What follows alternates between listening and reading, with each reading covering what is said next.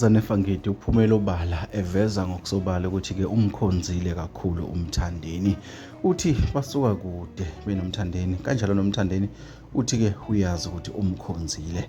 Ubhale-ke nanka-ke amazwi-ke laphana-ke ekhasini lakho uZanefangidi-ke udumeke ngokudlala-ke isitayela-ke sikababa-ke uBhek Mosluthulu. Uthe lo mfana-ke ngimazi kudala kakhulu-ke, uthi ngilikhonzile-ke leli dombolo-ke naye-ke futhi ungikhonzile-ke kakhulu-ke laphana-ke.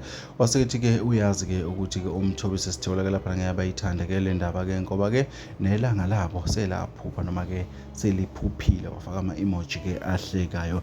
Kodwa-ke okuyiyona yona-ke indaba-ke enkulu-ke laphana-ke ukuthi-ke uZanefangidi-ke eveze ngokusobala ukuthi bona manegcokama-ke bakhonzene kakhulu, basuka kude kakhulu-ke ngempilo-ke, ikakhulukazi-ke kuyona-ke indima-ke kaMaskandi-ke. Into engenza bafethu-ke ukuthi ngithi-ke mangiyiveze le ndaba, sikhumbule uZanefangidi-ke ungumculi kaMaskandi-ke othandayo-ke ukuchofa abanye abaculi-ke laphana-ke. Sikhumbule-ke ikakhulukazi-ke kwikhasi lakhe lakwa-Facebook-ke sike sabona-ke bhala amagama amaningi ahlukahlukene-ke ngaye-ke uMthandeni-ke, waphinde-ke wabhala nangamagama ayehlukahlukene-ke nangaye-ke uKhuzani-ke laphana-ke.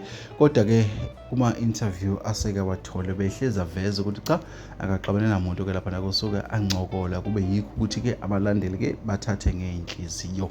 Namhlanje-ke uveze indaba enkulu-ke laphana-ke ukuthi uMthandeni-ke umkhonze kakhulu-ke laphana-ke kubaculi bakaMaskandi-ke ababalile. Waseveza ngokusobala futhi-ke ukuthi naye-ke uMthandeni uyazi ukuthi-ke umkhonzile.